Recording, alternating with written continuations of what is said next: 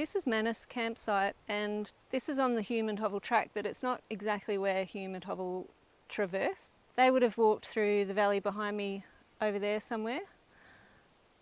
There is a river that runs through here, and they cross that river somewhere down that way on the 9th of November. And then they continued on. This is still on the 9th of November down to here, and this is now Mundaroo Creek. So I can't access down there, there's a fence, I can't get down to the creek, but that could be the bulrush that Hovell described. This day must have been an easier one than what they'd been having, because Hovell writes, "This is the only day since leaving McDougall's Plains that we have been able to keep one course throughout the day, the course being west by south, through a very good forest country with plenty of good grass and water. Distance 13 miles, killed 2 kangaroos, but the very large one nearly killed one of our dogs.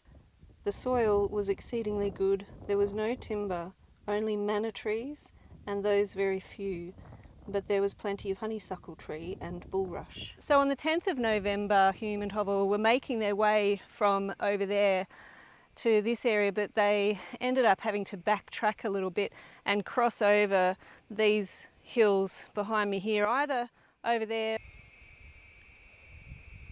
or over here.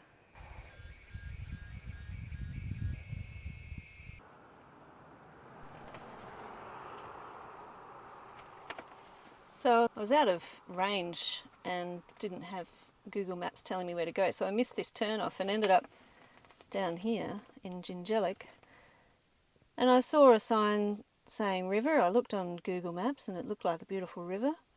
I thought I'll go check that out, and turns out it's the Murray River. It's just off the map down here. So I wanted to come and check it out. So Hume and Hovell were fairly close to the Murray, but took several more days before they reached it.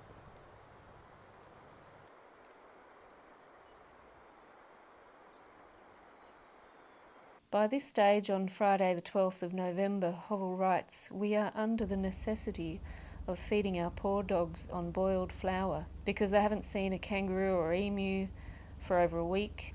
So I'm up to map 5 in the Hume and Hovell walking track map set. However, a lot of it doesn't pass through, this is the walking track, it doesn't pass along the same path as the Hume and Hovell track. So that would be a beautiful walk through the Woomargama National Park, but I've now travelled all the way to Woomargama, which is where they did pass through before the town was here. So I'll have a look around and show you what's here now. So Woomargama is quite a small town. It consists of a motel, a pub, a post office, a few other things. No petrol station, which I learnt when I got here, and I was very low on petrol, and that was a big lesson to learn. Never assume that there's a petrol station in a small country town. I had to drive to Holbrook to get petrol, and I'm glad I made it. And I was hoping to walk across the road from the hotel to have a look at this river beside me, but unfortunately there's a fence. So I can't access it. Must be on private land. Fences. So, well, at least there's somewhere good to have dinner tonight, and I'll head off to the pub after this, I think.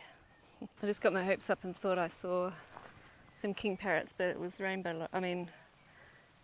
crimson rosellas. I'll see them yet. In Victoria, which I will be in soon, because just over the Murray River, which I'll be reaching tomorrow, is Victoria.